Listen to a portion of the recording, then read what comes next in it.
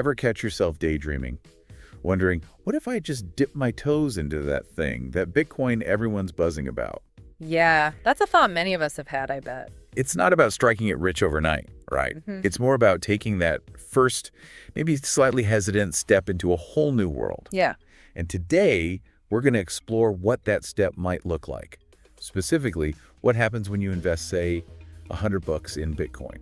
Ah, that magic $100 entry point. It keeps popping up in our research. A very relatable starting point for a lot of people. Totally. And that's exactly what we're going to unpack today in our deep dive. We'll look at what that Benjamin could potentially do in the Bitcoin arena, the risks involved, and everything you need to know to make informed decisions, all without drowning you in technical jargon. Sound good? That sounds like a plan. Let's demystify this Bitcoin thing a bit. Awesome. So first things first, why is that $100 mark so alluring as a starting point? It seems to be a psychological threshold.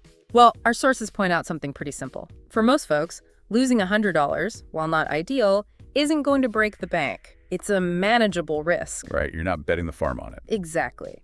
But there's another fascinating wrinkle here. Timing. Our sources bring up the idea of investing before a Bitcoin halving event. And it's kind of like this. Imagine a limited edition item becoming even scarcer. Okay, I'm intrigued. Tell me more about this halving thing. Sure. It's basically when the rate at which new Bitcoins are created gets cut in half. Less supply, right? Basic economics tells us if demand stays steady or even goes up, well, the price tends to climb. Makes sense. Less of something, more people want it, price goes up. So it's about trying to ride that potential price surge. That's the thinking many investors follow. Get in before the squeeze, so to speak. Now, I also came across something about earning, get this, $10 a day with a small crypto investment. Is that even realistic? That sounds a bit too good to be true, doesn't it? Like a get-rich-quick scheme? Yeah, it's important to manage expectations here. Some brokers do let you start small, and they might present scenarios where you could see daily profits, basically by betting on very short-term price movements. So it's not about long-term growth, but more about trying to time those little swings. Right. But, and this is huge, there's a lot of risk involved. Bitcoin is super volatile. It's not as simple as it might seem at first glance. It's like trying to catch falling knives. You might snag a few, but eventually. Ouch, yeah. And the sources actually lay out a very sobering example. It involves something called a CFD, a contract for difference on Bitcoin. CFD? That sounds a bit complicated. Essentially, it's like an agreement with a broker to exchange the difference in Bitcoin's price. You're not directly buying Bitcoin itself. So you're betting on the price movement, not owning the asset itself. Right. It can give you more leverage, meaning you control a larger position with less money. But, and it's a big but, it also amplifies your losses if the price goes the wrong way. So higher potential reward, but also much higher risk. Exactly. In this example, someone invests $105.75 and gets a tiny fraction of Bitcoin, like 0.0027 BTC. The price dips, not even drastically, by about $500, and they end up losing $1.38. Oof. So much for those daily earnings.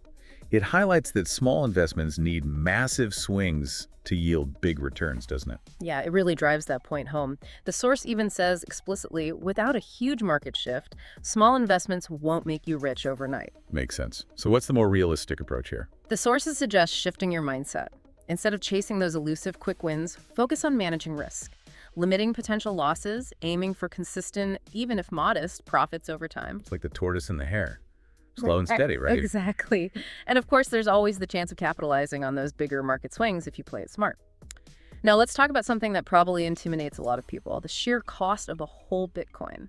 Tens of thousands of dollars. Is that even a concern when we're talking about investing just $100? Yeah, good question. I mean, who can afford a whole Bitcoin these days? The source tackles this head on. Buying an entire Bitcoin, it says, is simply out of reach for most individual investors. But, and this is a big sigh of relief, you don't have to. Wait, really? Yep. You can buy fractions of a Bitcoin, like $100 worth, or even less in some cases. That's awesome. So you're not priced out just because you don't have a fortune to throw around? Exactly. You can still participate and potentially benefit from Bitcoin's price movements without needing a ton of capital up front. Okay, so we know we can buy fractions, but what's the journey been like for Bitcoin's price? All those wild swings we hear about, those booms and busts. Paint a picture for us. Yeah, it's been quite a ride, hasn't it? The sources describe it as a roller coaster. In 2017, there was that crazy surge, a 750% increase in no time. Everyone was talking about Bitcoin. I remember. It was all over the news. But then, what goes up? You guessed it, a sharp decline. People wondered if the bubble had burst. Then there was a recovery in 2019, followed by another dip. Definitely not a smooth upward trajectory. So it's quite unpredictable. And the source even mentions making money when the price goes down, right? This shorting thing, that sounds pretty advanced. It is. Shorting Bitcoin is basically profiting from its decline. You borrow Bitcoin, sell it, hoping the price drops so you can buy it back cheaper, pocket the difference. So it's a bet against Bitcoin. A high-risk, high-reward game. Definitely not for the faint of heart. And for someone starting with just $100, it's probably not the first strategy to jump into. Now, what drives these wild price swings? What makes Bitcoin tick? Yes, spill the beans. What's behind all this volatility? Well, the sources point to a bunch of factors. The most fundamental one is good old supply and demand. More buyers than sellers, price goes up, and vice versa. Classic economics. Yeah. But what influences that desire to buy or sell? One interesting factor is Bitcoin's underlying technology, specifically its mining process.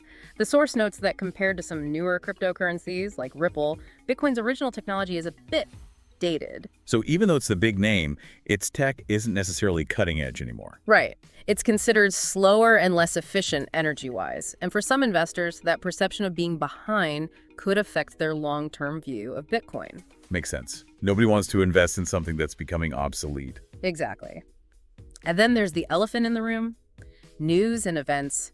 Anything that shakes user trust can cause a massive sell-off, sending the price plummeting. Oh yeah, like those major exchange collapses we've seen, that MTGOX thing back in 2014, and then Quadriga CX in 2019. Huge blows to confidence. Those events really spooked people and highlighted the risks involved. Remember, unlike traditional banking, there's often no safety net in the crypto world. And I guess even whispers of government regulations can send shockwaves through the market, right? Oh. Like that 2018 situation in South Korea. Absolutely. The source mentions how a single announcement from the South Korean government about potential regulations led to a whopping 40% drop in the entire crypto market value. Wow, that's insane. It shows just how sensitive Bitcoin is to external forces. Totally. And then you've got broader global events like pandemics, economic downturns, and of course, the constantly changing landscape of financial regulations. Uncertainty equals volatility. It's a wild world out there for Bitcoin. So, with all this in mind, let's address the big debate. Is Bitcoin a revolutionary technology or a ticking time bomb? What do our sources say about these opposing views? The sources capture this divide perfectly. On one side, you've got the hardcore skeptics.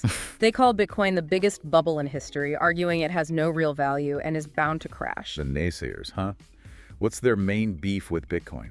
They say it's not backed by anything, it's unregulated, and its price is way too volatile.